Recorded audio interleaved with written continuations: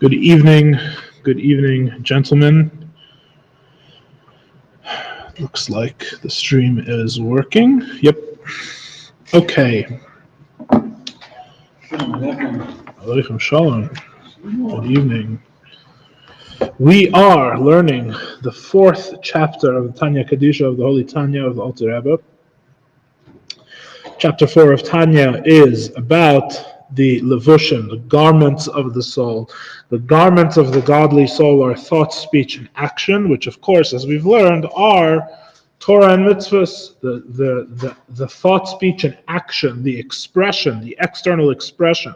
What the godly soul does is learn Torah and do Mitzvahs. That is the nature of the godly soul. And we've been explaining through the beginning part of this chapter, we've been going through quite slowly and quite thoroughly, and we've been explaining how the soul needs mitzvahs, the soul needs Torah and mitzvahs, and Torah and mitzvahs needs the soul, needs the nefesh elokis, needs the godly soul. A soul needs Torah and mitzvahs because it's the only way for the soul to fulfill its love and fear. We discussed in chapter 3 of Tanya that the godly soul has something called avas and yiras Hashem. It has love and fear of God, which we've been defining as the midas, the measure, the contours, the shape of the godly soul as it becomes a limited and defined being. The defined and limited being of the godly soul, meaning how it descends to become a created creation, a limited being in the external world. Its relationship with other external beings, with beings outside itself, is defined by its midas, by its emotions, as we normally translate them, by its love and fear, which essentially means the things to which the soul, the place where the soul fits and the place where the soul doesn't fit, or the place that the soul wants to move closer to and the place that the soul wants to move further away from, among all the limited and defined and external beings. This love and fear, which in the godly soul, of course, are directed only towards God, because that's the godly soul's only interest and only relationship that it wants to have, is a relationship with God. When it comes to God, the love and fear of the soul is not able to be fulfilled from the soul's end. The reason for this is because the soul wants something that a limited being cannot grasp and cannot really attain. God is not something that a finite being can attain as love and fear. It's not something you can acquire. It's not something that a limited being can, so to speak, wrap itself around, can get its head around, can get its heart around. And so the godly soul, it's a profound irony. The only thing that the godly soul loves and fears, the only thing that it has this relationship with, that it has this relationship of drawing closer and also moving away from, these two profound forms of connection, the only thing it has this relationship with is a thing that it really cannot have this relationship with at all. So it's kind of stuck on its own terms. It's stuck from its own end, and we spent a lot of a class explaining why this is such a problem. Because we explained that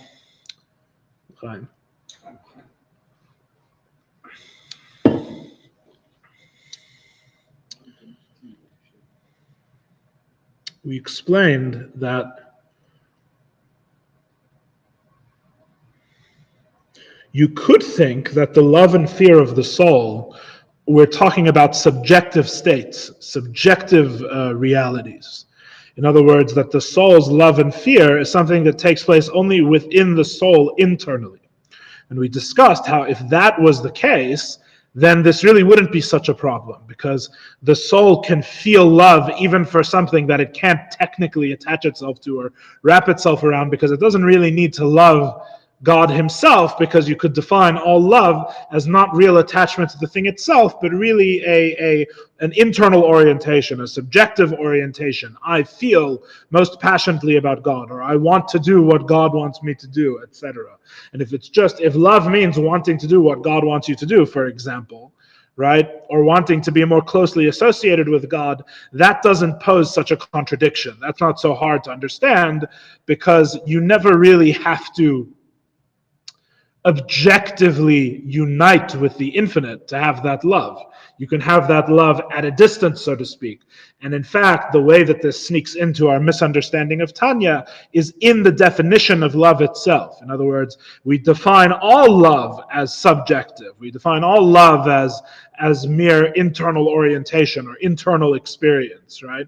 If you define it that way, as a private internal experience, then why wouldn't love of God be possible? It's just another type of internal experience. But in fact, as we spent that class explaining, and I think is very important to understand, when we in Tanya are talking about love and fear of God, we are talking about an objective reality. We're not talking about an internal experience only. There's obviously an internal experience component to objective reality, or objective reality as it enters subjective reality, you might want to say. But we are talking also, or primarily, about an objective connection. In other words, a soul that loves God, we've said, is attached. It's in a state of dvekus. And this state of clinging or attachment is very objective. It's as objective as the metaphor of clinging physically to another person. Clinging physically to another person is an objective fact. You have to be able to get your arms around them, literally, physically, in the coarsest sense, to be able to cling to them.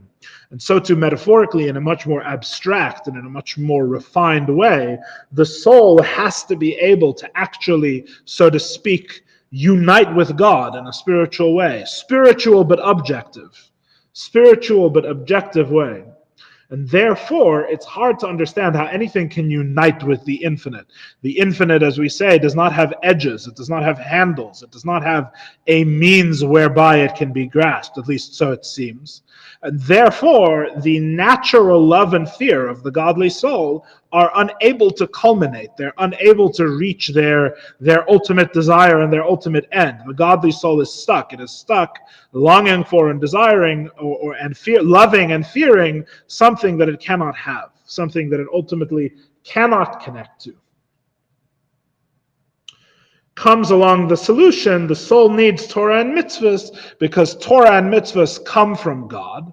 And Torah and Mitzvahs, because they come from God, and because God allows himself to be grasped in Torah and Mitzvahs through the study of Torah and the performance of the commandments, therefore the Torah and Mitzvahs solve this problem. They resolve this contradiction. The natural desire of the godly soul, the natural love and fear of the godly soul of God, is fulfilled in Torah and Mitzvahs, is fulfilled through Torah and Mitzvahs, which are things that can be understood with a finite intellect, limited intellect, and can be performed with a limited body, even in the actions of the mitzvahs, as we discussed earlier in this chapter. And all of these things are things that God has put himself into, so to speak, in a way that we will discuss more as the chapter goes on. God has made these limited things that the soul can comprehend and can grasp and can relate to and can participate in. He, from his end, has made these things that God can be found in, so to speak. We say, and I'm sure we'll repeat it again as we learn this chapter and the next chapter, we say that the first word of the Ten Commandments, Anechi, which is I, the Lord your God, I am Lord your God, Anechi, I, is Rosh Tevis, is an acronym for Ana Nafshi Ksavis Yahavis, which means I've written myself down and given myself over. God has placed himself within the Torah, within Torah and Mitzvahs. And therefore, the only way to fulfill the love and fear of the soul is through Torah and Mitzvahs. And as we discussed in previous classes, that is because the love and fear are already a limited, defined, and finite being of the soul. It's how the soul becomes a limited being. So in other words, if you didn't have a love and fear, but the soul remained, as we discussed in chapter 2, a simple peace of God above, the infinite reality of the soul, the reality of the soul which is not a limited being in the external world, if you had only chapter 2, you wouldn't need Torah and Mitzvahs, because why would a piece of God need something outside of itself to connect with God? Why would it need to connect to God externally, as it were? Right? It itself is literally a piece of God. How does a thing connect to itself? The question doesn't make any sense. You only need to connect to something that's external. A thing connects to itself by being itself. And really, that's how the soul connects to God in its essence. However, here we are discussing the love and fear of the soul. And the love and fear of the soul are already the soul as it becomes a limited and defined being, how it manifests within the world of limited things. It's how the soul is a thing, the same way my coffee cup is a thing. The soul is a thing. It's a thing in the external world. It's a thing that can be related to externally, from the outside. And the soul, as it becomes defined as a being that can be related to from the outside, is defined primarily by its love and fear. Those are the shape of the soul, the measure of the soul, the contour of the soul as it is in this limited way, this limited existence. And in that limited existence, when the soul wants God, the way it gets God is only through Torah and Mitzvahs, because that limited being now has become a creation like any other, and it's unable to unite with God. And therefore, it needs Torah and Mitzvahs to unite with God, which is why we said in a previous class that in a way you could say that the 4th chapter of Tanya, perhaps you could say, the 4th chapter of Tanya resolves the contradiction between the 2nd and the 3rd chapter of Tanya. You had the 2nd chapter of Tanya, which said the soul is literally a piece of God above. You had the 3rd chapter of Tanya, which says, no, the soul is these 10 things. It's these 10 faculties, and they're defined faculties, and they have relationships one with the other, and it's this whole complex, limited, defined being with all different parts, right? And the question is how can you have both? How could a piece of God become one with something that is complex and with many parts and is ultimately a limited and defined being? It's defined as intellect and emotions. How can a piece of God and intellect and emotions make one soul? Right? And the answer is that the intellect and emotions, the defined aspect of the soul, the limited way that the soul is a limited being in the external world, relates to itself through Torah and Mitzvahs in a profound sense. It relates to God, of course, but what is the soul? The soul is a piece of God, right? So you have to realize these things occur in parallel. The soul is reminded, and this is where we're going to discuss this more in tonight's class, God willing. The soul is reminded of who it really is. The soul is connected with that godly core, that godly reality of the soul, which is its true being, is only attainable by the soul as it becomes limited, as it becomes a creation, through participation in Torah and Mitzvahs. So the soul, as we've been discussing, needs to study Torah and to do mitzvahs. The godly soul of the Jew needs these things to connect to God as a creation, because the godly soul becomes a limited and defined creation. And to connect to God in that way, it needs Torah and mitzvahs. On the other hand, we've also said in this chapter that Torah and mitzvahs need the soul. Right?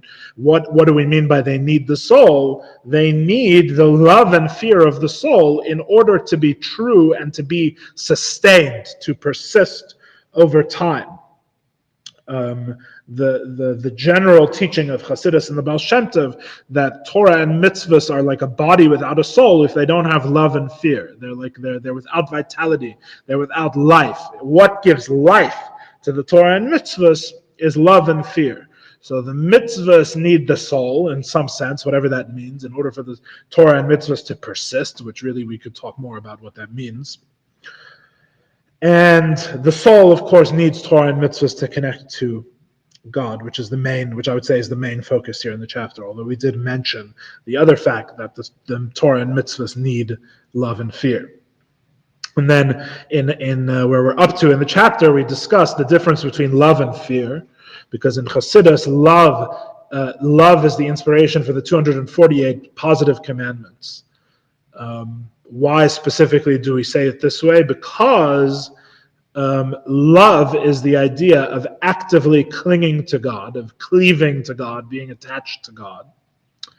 And in order to attach to God, there's 248 ways that could look like. There's 248 ways that could be.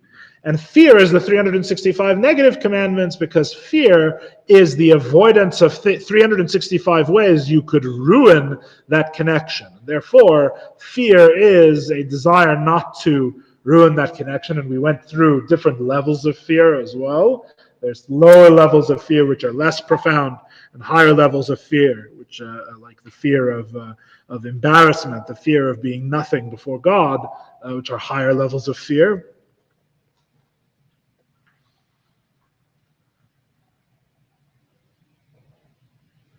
And now we get to an interesting turning point in the chapter, which is really the topic of tonight's class, which is that we are discussing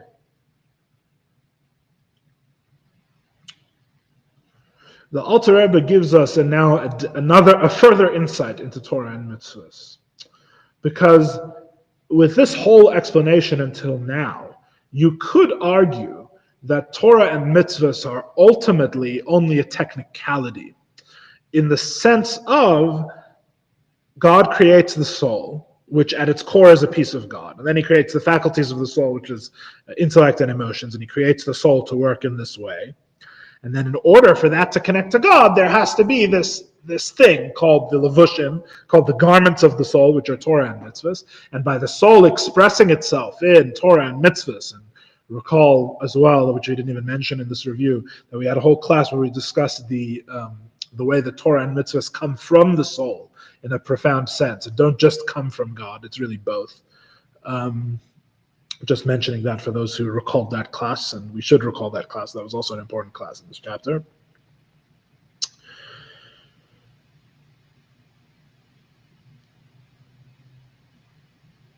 You could think that Torah and Mitzvah serve functionally as the means to an end, as the means for the soul, which is the main thing and the higher thing and the more godly thing, to, so to speak, escape its own limitations, or to break through to God, break through to having that connection. And fundamentally, this makes Torah and Mitzvah sound like a bridge, right? It's a means to an end. You have God and you have the soul. Those are the important things. And Torah and Mitzvahs is like, it's what you use to get from one to the other. It's like a bridge, an intermediary, right?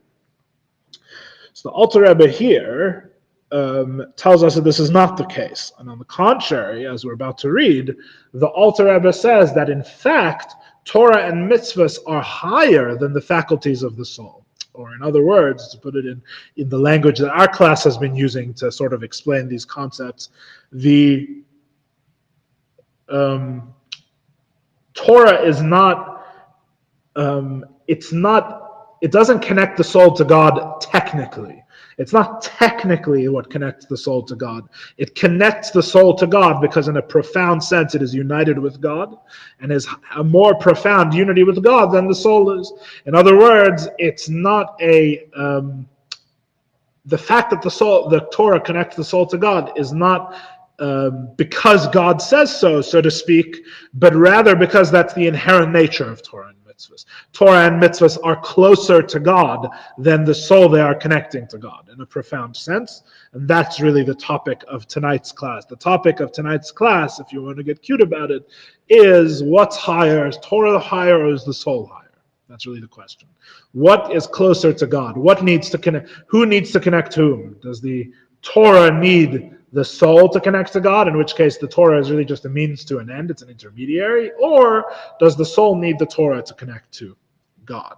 We're going to read what the Alter Rebbe says, and then we're going to, so to speak, we're going to survey some other sources in Chassidus of what some other places in Chassidus might say about this. So we are on chapter 4, of course. We are on Vehine. It is 1, 2, 3, 4, 5, 6 lines up on the bottom of page Ches. And in the English, we are on page 14 in the English translation of the Tanya. We are on the last paragraph of the page, where it says 28th of Kislev, 1st of Tevis. In the Murashir, we are on the last paragraph on page 14 in the English. Vehine, behold, Shleisha levushim elu, these three garments, mehaTorah u'mitzvoseh, that come from the Torah and its mitzvahs, af shenekrayim levushim lenefesh ruach and neshama, even though they are called garments for the nefesh, ruach, and neshama, right? Three levels of the soul. Even though they're called garments to the soul, im kol zeh, nevertheless, gava v'gadla ma'alasam le'ein ketz v'seif al mailas nefesh, ruach, and neshama atzmam. Lofty and great are their quality, without end and without limit, over the quality of the nefesh, ruach, and neshama themselves, over the quality of the soul themselves. In other words, do not make the mistake and think that because we're calling Torah and mitzvahs an interface between the soul and God, that it is a mere interface. In other words, that because it's an interface, therefore it's a means to an end, and therefore it's really the least important thing that we're discussing here. On the contrary, or the least lofty thing, the least godly thing, the least holy thing. On the contrary, even though we call them an interface, even though they function as an interface between the soul and God, nevertheless, they are loftier, infinitely loftier than the soul that they are connecting to God itself. The Torah is not just higher than the soul that is connecting to God, it is infinitely higher, higher without end or limit than the soul it is connecting to God itself. Now, of course, here is where some people in this class may wonder why we go so slowly and why we learn in so much detail and so much depth. But here is where, if we had gone more quickly, we might become very confused, because not so long ago, we were learning how the soul is literally a piece of God and there's nothing higher than the soul. And here, we are learning about how the Torah is much higher than the soul. And the truth is that not only is it not a contradiction, but in fact, we've already said all of this already. Where in fact, at this juncture, we are restating things that we have learned already. Because we know that the soul is not a monolith. The soul is not of one piece. The soul has complexity to it beyond being a piece of God. Being a piece of God is the essence of the soul, but the soul also comes into a limited being.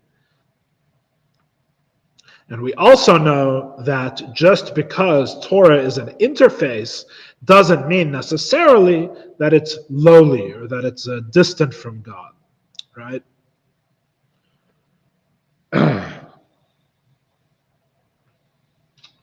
We began the chapter with the question, which we've answered now. We began the chapter with the question, why would a soul ever need to do anything? Why would a godly soul ever need to do anything? The answer to that question is because the godly soul does not remain literally a piece of God above entirely. It is a piece of God above, and it's part of what that word peace means, as we learned in chapter 2. Part of what that word peace means is a piece apart from, right? Taken away from, taken apart from its original place of being. That when the soul becomes that peace, a piece taken out of God, so to speak, whatever that means, although even as I say the words, we know they're not really correct in the truest sense, but I suppose since the Alter Rebbe started by calling it a piece of God, which also is not correct, so to speak, in the literal sense, we could add our own silliness on top of that, maybe. The soul, when it's taken away, when it's separated from God, when the godly soul becomes a creation, it is no longer in that same profound unity with God that it originally had. It has become a creation. Part of what we mean by becoming a creation is attaining and becoming a form, a limited form that is defined, like with intellect and emotions, right? That the soul becomes a finite and defined being, a limited being. The soul is like this, and it's not like that, right? A literal piece of God, which is absolutely simple, the way God is, you cannot really make it so complex. You can't limit it in the same way. in its essential nature. Whereas once the soul becomes a defined being in its descent down to this world, it becomes a defined it's not just a descent to this world. We would say probably a descent from all the worlds, maybe. I don't know. That's something I'm not sure about. But you would say that the soul, as it descends, as it becomes a defined being, as it becomes a creation, it also becomes separate from God. It becomes a separate self. Even the godly soul, whose essence remains absolutely one with God. At the same time, and we discussed this in chapter 2, it's very hard to understand. We discussed it in chapter 2 as well. At the same time, it also becomes separate, right? What was our example in chapter 2? Because it's the same example we're going to use tonight. The example we used in chapter 2 was of the Son to the Father, right? That the Son is literally of the Father's being, but nevertheless, the Son also becomes a separate being. And it's not a contradiction. On the contrary, as we explained in chapter 2, if the Son didn't become a separate being, he wouldn't really be of his Father, because his Father is not an attached being. His Father is also a separate being. So the Son, in becoming the most essentially one with his Father, becomes actually a separate being from his Father at the same time. Right, and even though in one sense it's very difficult to comprehend, on the other hand, it's kind of one of these paradoxes that kind of makes sense. That as the soul becomes separate, it is also one. Right, and that's what we meant. That was the metaphor we used to explain what it means, a piece of God. Right, that a piece means one with but apart from at the same time. Right. So the soul is one with God, but it also becomes apart from God, and because it becomes apart from God, you now have an interesting phenomenon where until now we've really been saying that the deeper in the soul something is, the more attached to God it is, right? And as the soul becomes more external and relates more externally to the external reality, to the external world, right, the further away from God you go, which is where you get this assumption that the Torah is less than what the soul is, because you have the intellect and the emotions, and then external to the intellect and the emotions, you have thought, speech, and action. You have Torah and Mitzvahs. You have the way the soul interacts. However, what we are saying now is that, on the contrary, you think the thought, speech, and action of the godly soul are purely external. But the truth is that what Torah and Mitzvahs are is more internal than the thing that they're connecting. In other words, in a way, you could think of it as coming back the other way, if you're thinking it in a very physical and visual way, which is sometimes helpful, even though it's dangerous as well, because we get too caught up in the images we're imagining, right? But if you think about it, you have the essence of the soul. External to that, you have the intellect and the emotions, love and fear of God. When you have Torah and Mitzvahs, which is love and fear of God, expressing themselves, right? If you think about it, its external expression, love and fear, is expressing itself in relation to God, because it's the godly soul, only towards God. But the motion back towards God is also the motion back within the soul, right? Because where is God found? God is not just found outside, right? As we've spoken about many times in this class already, and we'll continue to say, God is also found inside. There's no contradiction. It's the same thing. The reality of the soul curves back in on itself, so to speak. The infinite curves back in on itself and is found in the deepest part of the soul as well, right?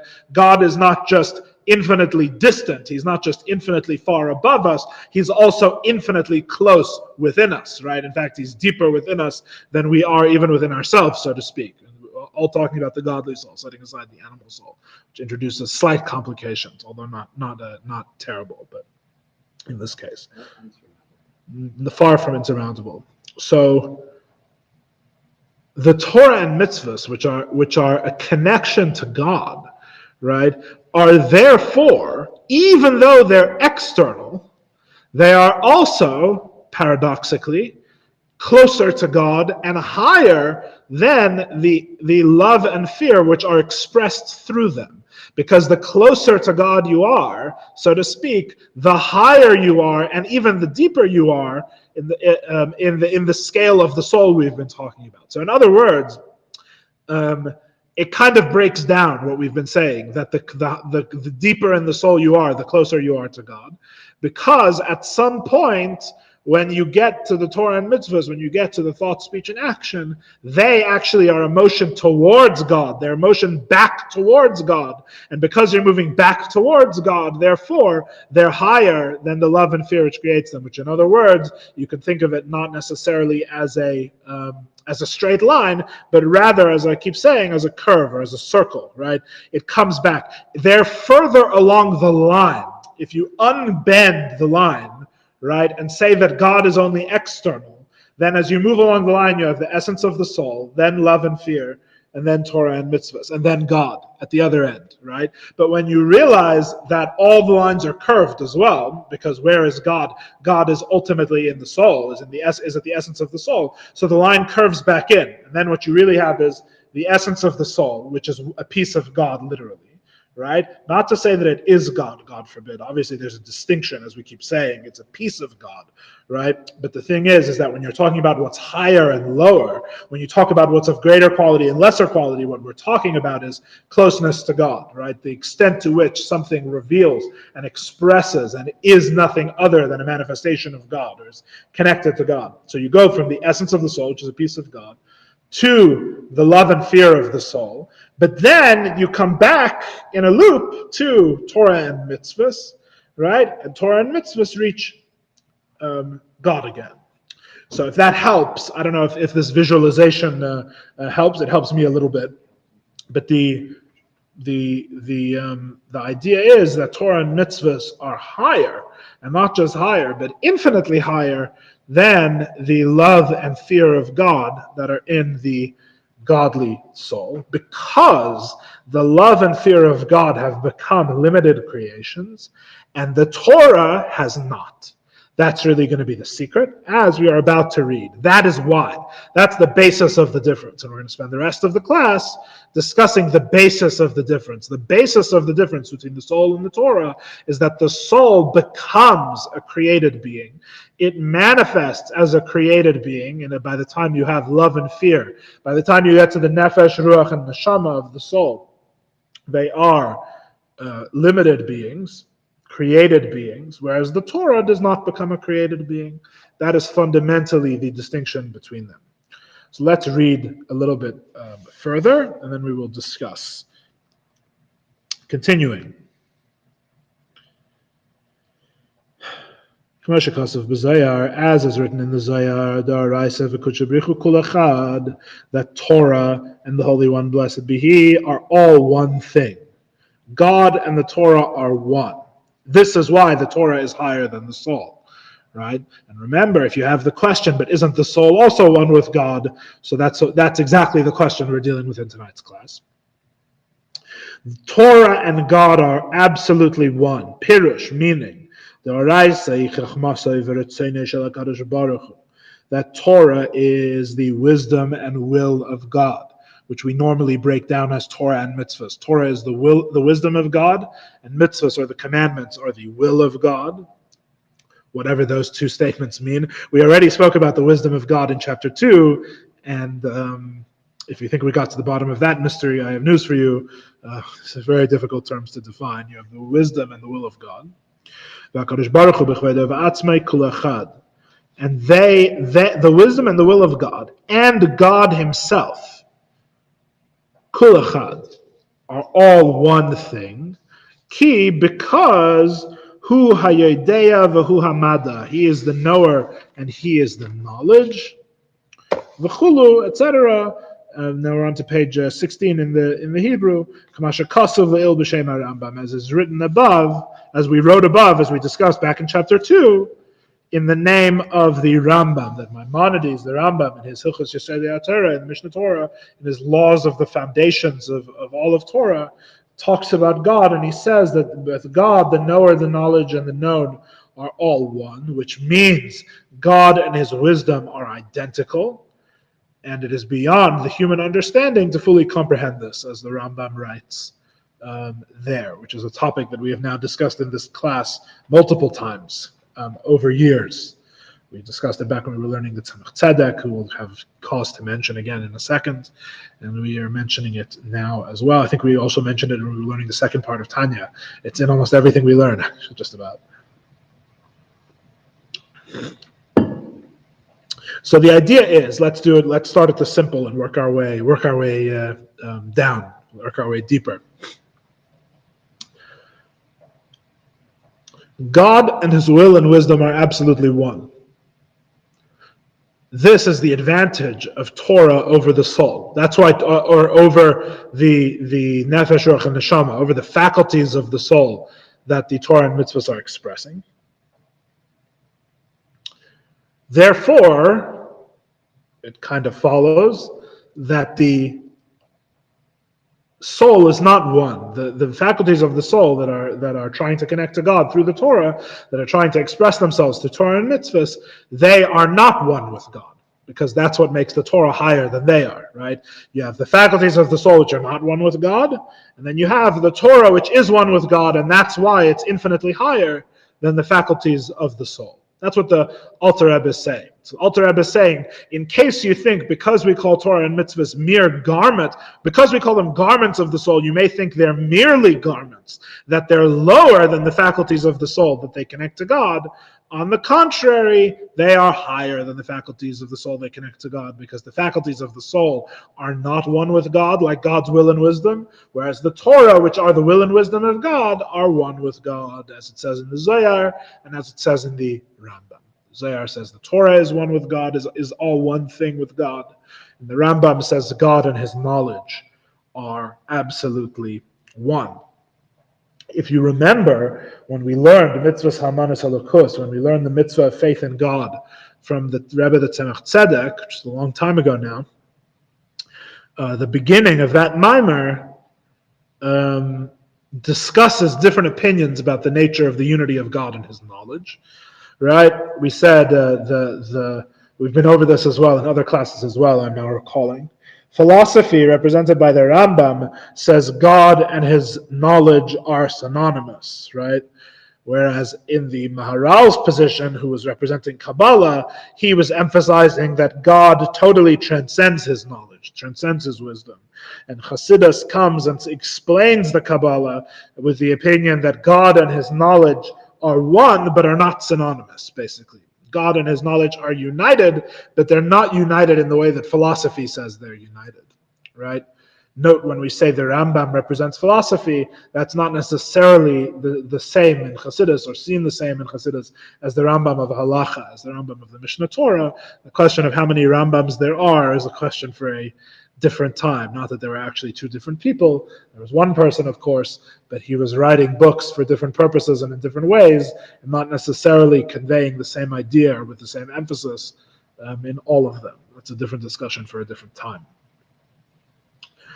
But God and his knowledge are one. Whether you're looking at it in the philosophical way or you're looking at it in the Hasidic way, God and his knowledge are absolutely united. Which means God, the thing that God knows, and the faculty that God uses to know them, in God are absolutely simple. They're absolutely one. There's no distinguishing between these things. And for God, this is always the case. This is a different way of saying God knows everything by knowing himself, right? A famous way of putting it.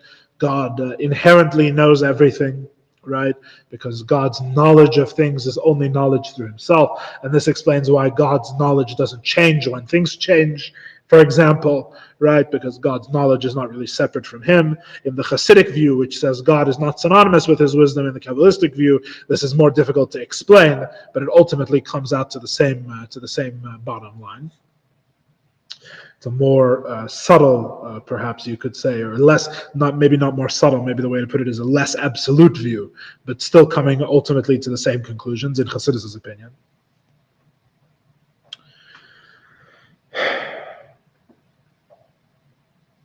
And because God and his wisdom are one, and the Torah and Mitzvahs are the wisdom and will of God, therefore the Torah and Mitzvahs are absolutely one with God.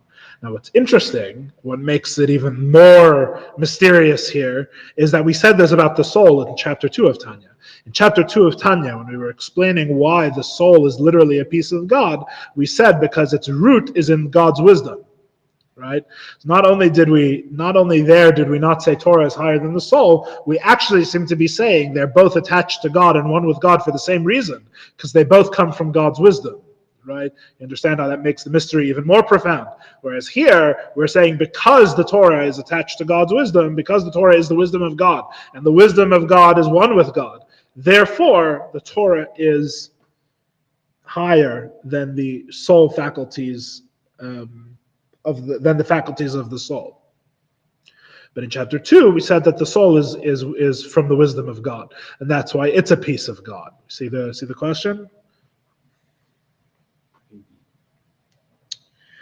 So the answer, which we already said before we read this piece, the solution to the mystery, which we've already really learned all of it. I'm just going to rearrange it for you, make it more obvious for you at the moment. The answer is that the soul begins as part of God's wisdom. That's the root of the soul. That's why the soul is a piece of God in what it is. What the soul is what is it made of? What is it at its profound essence? It's made of God stuff. It's one with God. It's the wisdom of God. But as we explained in chapter 2 of Tanya, the soul does not stay one with the wisdom of God. The soul is brought down through the worlds. It's brought down in descent after descent. And as the soul is brought down and brought lower, it accrues all sorts of limitations and definitions and concealments, right, which cover over the essential nature of the soul, even though that essential nature never changes, right? In other words, the connection to God is always there in what the soul is. Right? However, the godly soul, even without the animal soul, as we pointed out when we learned chapter 2 as well, even without the animal soul, the connection that the godly soul feels with God becomes much more distant and much lower and much less profound the further and further down it goes. And the most common souls go through the most centrifuging. They hit the most branches on the tree on the way down, right? They get the most distance, they become the most insensitive towards godliness.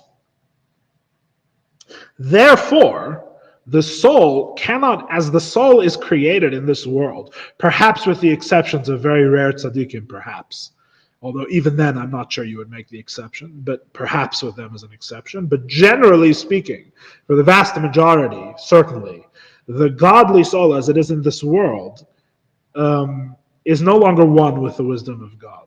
It has that connection, even though that's what the soul is, nevertheless, it has become, what it is has become alienated from it. It becomes a hidden fact of its reality. It becomes something that is concealed inside of it. Right? And then in chapter 3 of Tanya, we began to explain, and then you take that concealment and you build out based on that concealment, right? Based on the soul's appreciation of God, which is already concealed, you then bring that appreciation down into a very defined and limited form in intellect and in emotions, right? Through the koiches, through the faculties of the soul, which are now the external layer of the soul that has already become distant from God, right? And now in those layers, those are the layers that now feel a love and fear for God at a much lower level and at a much greater distance, right? That love and fear for God is lower than the Torah which it uses to connect to God. Because, and as we said before, this is really the key to tonight's class, the Torah and Mitzvahs never really become separate from God. Torah, what distinguishes Torah from a Jew is not where they start.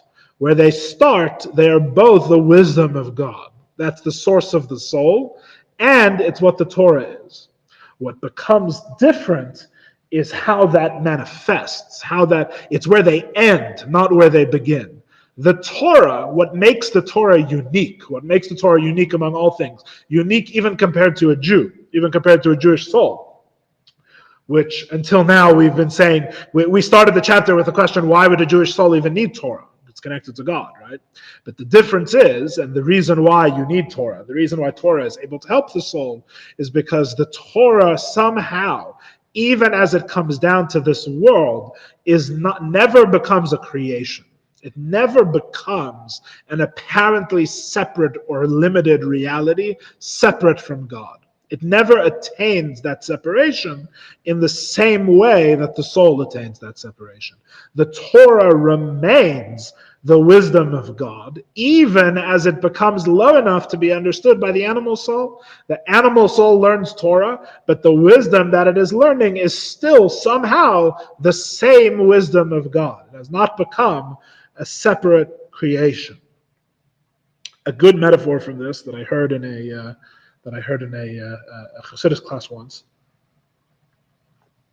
It was actually a Chassidus class about Hanukkah, I believe, because there are Maimarim discussing the difference between the Maccabees, who in a way transcended Torah and added to Torah. And there's a whole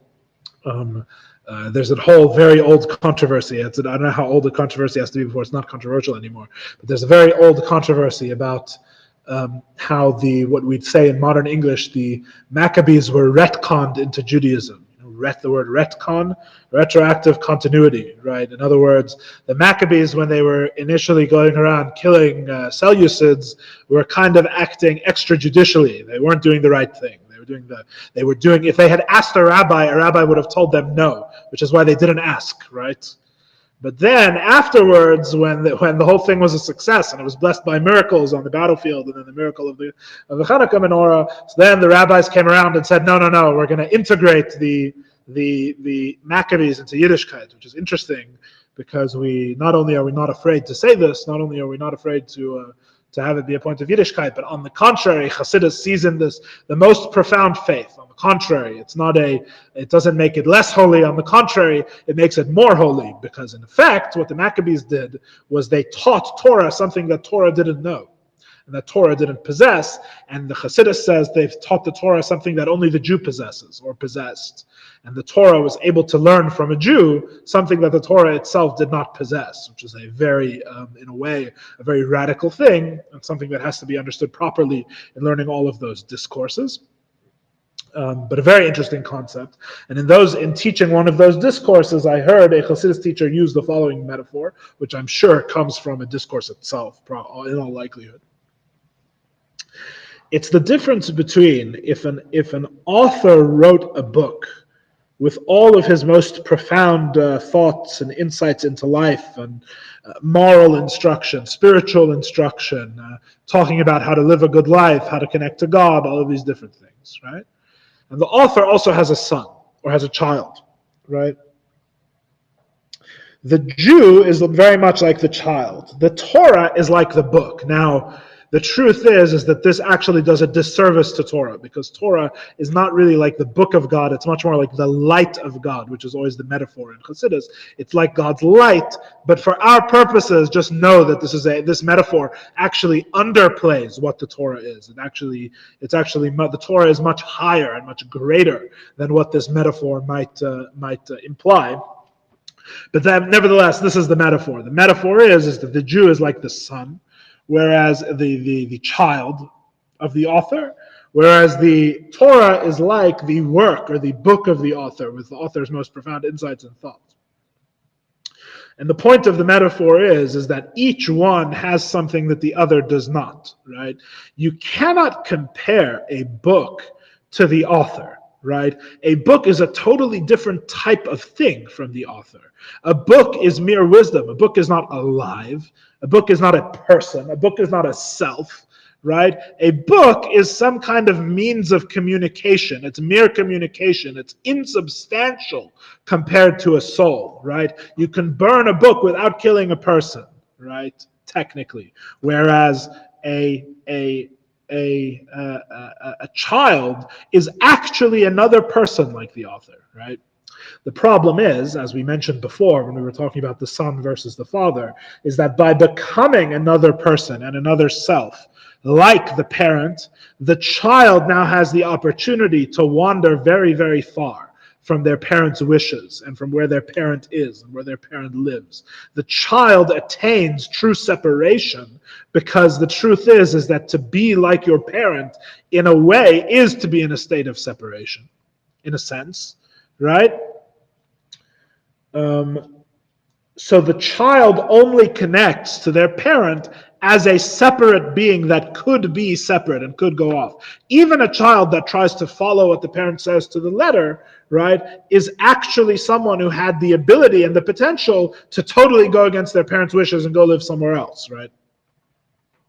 So the child has an advantage. The advantage of the child is that the child contains and is a continuation of the very self of the parent. But that is also the great disadvantage of the child. The disadvantage of the child is that the child has no real inherent state of bittul, as we would say in Chassidus. They have no inherent state of nullification. They are a separate being. And even when they connect to their parent, they connect as a separate being. Right? The book, on the other hand, has the advantage that it never strays. It never strays from its bittul. The book never does anything other than what the author tells it to. The book always behaves itself. The book is always an expression of the wishes of the author, assuming the author wrote it properly, etc., etc. And I said already, this is a very limited metaphor. But the book never wanders. The book never goes far, right? If you want to find Ernest Hemingway, you open the book and there he is, right? He's always there. It never strays far from him because it always is an expression of the wisdom, right? It's the metaphor of the author. What's the downside of the book? The downside of the book is that it never strays, it never goes anywhere, and it's not a full person like the author is. The book is insubstantial. The child is substantial. But because the child is substantial, it can be non-nullified, can go in his own way, whereas the book, specifically because it is insubstantial, never goes anywhere. So each has an advantage. Each one is closer to the author than the other in its own way. The Torah is closer, the book is closer in the way it manifests, in the sense that you will always find expressed there the will and wisdom of the author, right? Whereas if you go to the child, not necessarily will you find that. The child becomes a separate being. Right? The child has the advantage that what is the child at the deepest essence? They are just the author. They are just totally one with the parent. They are simply the parent in another place, right? Which is a different form of connection. Right? Not as it's what we would say, rather than an expression in gilui, rather than a connection in gilui, rather than a connection in what's expressed, it's a connection in etzem, it's a connection in self, right? Torah expresses the connection with God and can express nothing else. Whereas the soul, because it becomes a separate creation, it becomes a separate being from God, right? Although what it is godly, and nothing can change that, right? That's what it is in its etzem, its very self, its very innermost self, its very identity is God. However, it doesn't have that expression of God because it becomes distant from him. That's what becoming distant from him means, is that it loses that sense of connection. It loses that obviousness of God, that love and fear of God, which existed in the most profound way, that connection that preceded love and fear, right? All of these different things become concealed and become lost in the soul. This is really the metaphor, right? The Zohar famously says that there's three knots that are attached one to the other, right? There's God, the Torah, and the Jewish people, right? So Chassidus points out that it doesn't say that there's three things with two knots, right? If there were three things with two knots, you would say there's one knot connecting the Jewish people to the Torah, and another knot connecting the Torah to God. And so the Jewish people connect to Torah, the Torah connects to God, right? It's actually more like a circle, as I was saying before, which I guess you could say is maybe the basis. Yeah, it's a triangle, which is a loop, right? So in a way, you could say maybe that's the basis for our little metaphor that we tried to do earlier with the circle that's a loop, right? But it says there's three knots, which means there's three things that are connected in three ways, right? There's 3 points to the triangle and there's 3 sides to the triangle. The Jew is connected to God direct, in addition to being connected to God through the Torah. Yes, just as God is connected to the Torah direct, and he's also connected to the Torah through the Jew as well. That's also something it talks about in Chassidus. So the Jew has a connection with God, just like the son has a connection with the author, right? What happens, that connection can become totally concealed in a way where it can be utterly hidden. There can be no sign of that connection, even in the godly soul, because the godly soul becomes very distant. Even though all the godly soul wants is God, right? It can want it in a very diminished, lowly, coarse, distant, deadened, numb way. Right, where in its expressed love and fear of God, the godly soul can become very weak, right? Even though what it is, in other words, it becomes dissociated from what it really is, right? It doesn't know what it is. It becomes dissociated, alienated from the real reality of what it is, which is a piece of God. The Torah is higher than the soul because of this. The Torah is infinitely higher than the soul because when we say that, we now understand what we mean.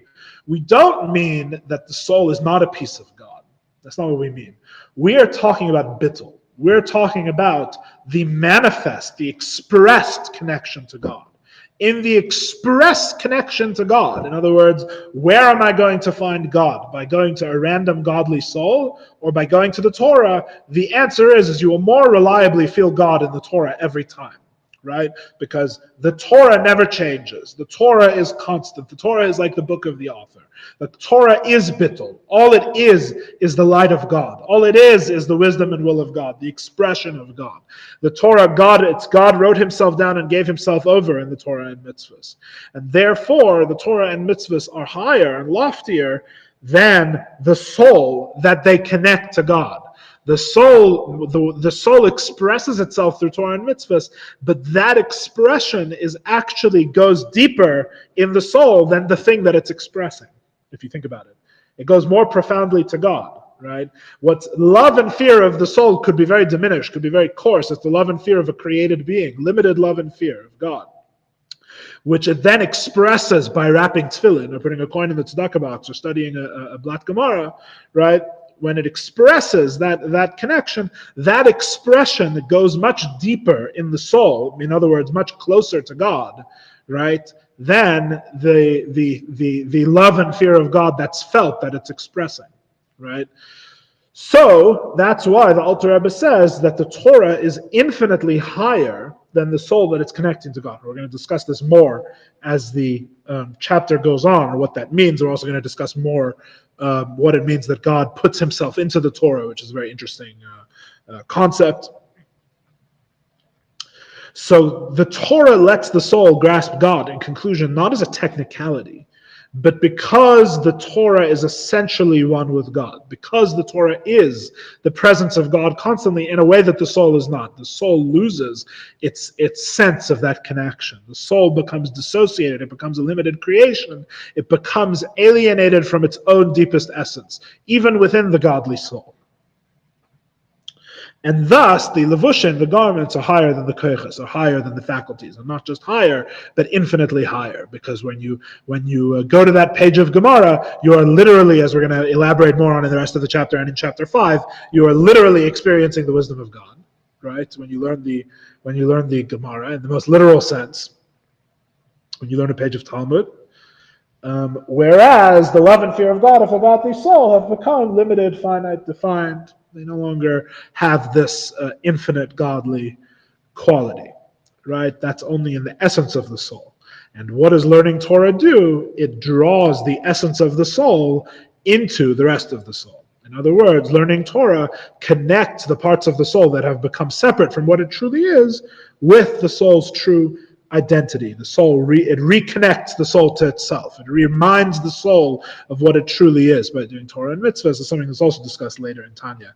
I would be remiss to end the class without noting that for very close readers of the Tanya, or those who are close readers of the notes of the various commentaries on Tanya, there's a famous question about this piece of Tanya we just read, which is that if you look here in this piece of Tanya at the very bottom of page Ches, the Alter Rebbe says that God is the Yodea, he's the knower, V'hu Amada, and he's the knowledge. If you turn back to chapter 2,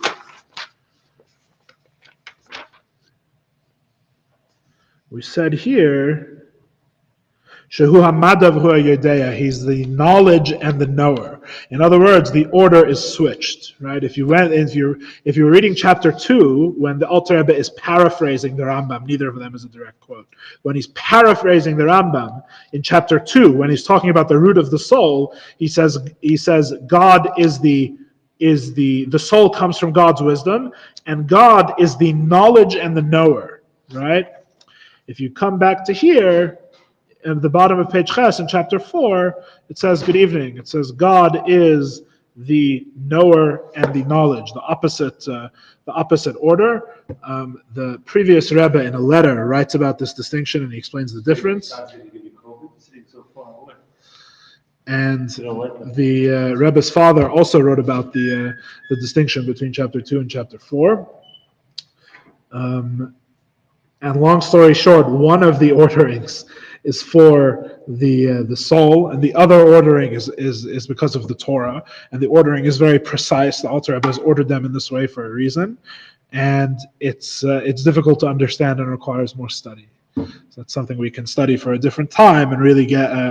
It's something that really requires sitting down and going over in more depth than I had in preparing this class, unfortunately, to really understand the difference between the order, which is switched. In chapter 2, it's in one order, and in here, it is in a different order. It's because the two orders one corresponds to the nature of the soul, which is discussed in chapter 2, and one corresponds to the nature of the Torah, which is what we're discussing here. And that's the basis of the difference, but the actual details of the difference, aside from, even if I understood it, probably needing at least another half an hour to talk about, I don't really understand it. So it requires more study, especially in the Rebbe's father's writings, which are quite difficult to understand. Okay, we'll leave it here. We'll continue next time.